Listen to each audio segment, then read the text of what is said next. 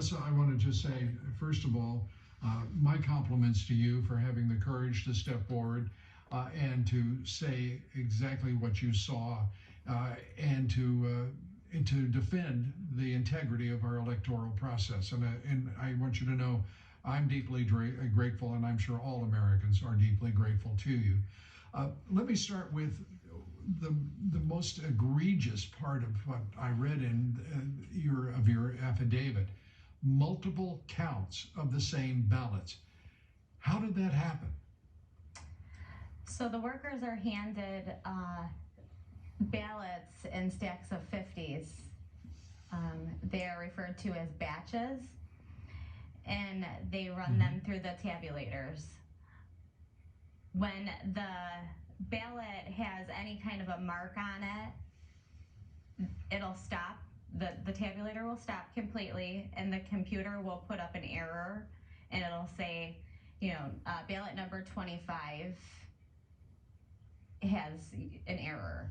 And so the process would be to take ballot number 25, as well as all of the other ballots that had already went through the tabulator, off, put them back in a pile, put ballot number 25 on top of the stack, discard the whole batch, and rescan it.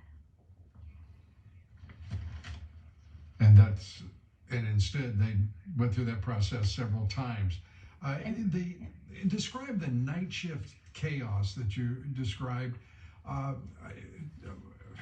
Food vans apparently showing up, but not with food, but with ballots, apparently. Give us a sense of what happened there. So I worked a 24-hour shift. I started at 6 a.m. and I got off at 6 a.m. The next day. So I started at 6 a.m. November 3rd, got off at 6 a.m. November 4th. So I was there during their day shift and their night shift. The city provides the workers with food for their shift. Well, they only had enough food for 1/3 of their workers. Right.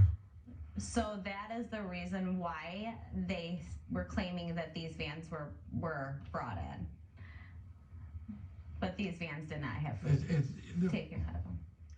And the vans that showed up, they were supposed to be filled with food. What did they have in them? Do you know?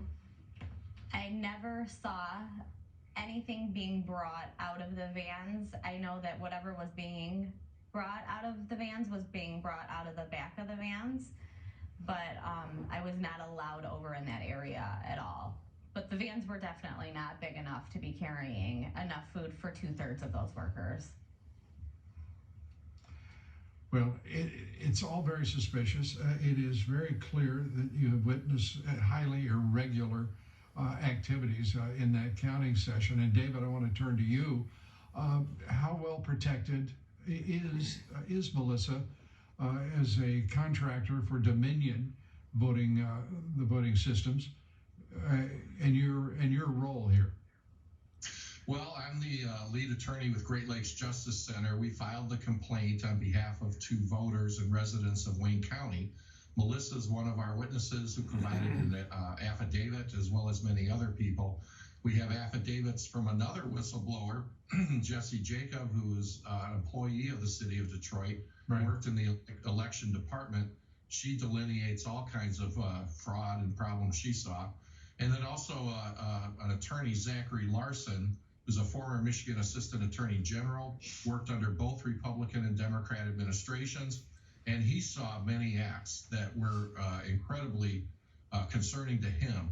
We got an affidavit just this afternoon, Lou, from Ruth Johnson, who is our former Secretary of State, who just left that position 2 years ago. And she reviewed our complaint and all the affidavits, and she recommended to the court, we had a hearing today at 3 o'clock, and she recommended to the court that the court intervene and take action to order an audit.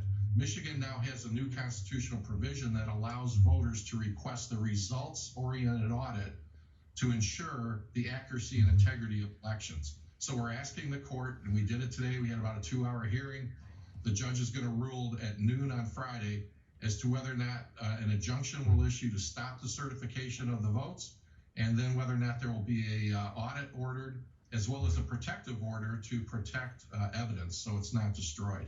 So that's what we asked for today. And Melissa's been very brave to come out with her affidavit as well as the others. You can go to our website, greatlakesjc.org.